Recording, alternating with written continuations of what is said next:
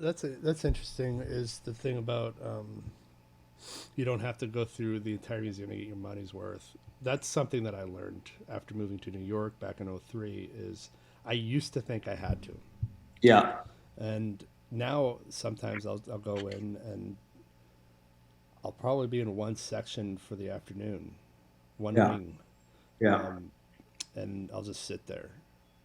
Whereas when I was younger, I felt like I had to go through every single wing I think before I people, left. I think people need to realize you don't have to do that. I mean, I do think though, if you're going to pay $20 or $30, then you want to get your money's worth. You know, I really do think that.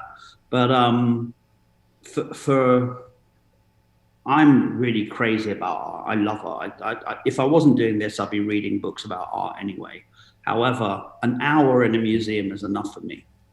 My head stops, my brain stops working. It really just, that's enough. And I think 15 minutes sometimes is enough information for me. I think I'm making these videos for myself. Really, they're just like, they're for someone with a very short attention span who, I think I used to take North American kids to Europe, and you'd leave them in the Louvre for 3 hours.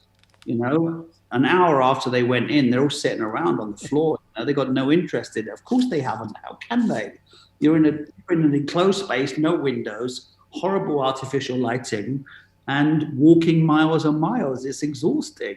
Art is really exhausting, you know, and I think we have to realize that um, sometimes I go to the Tate Gallery in London. I go for half an hour and see one painting. That's enough.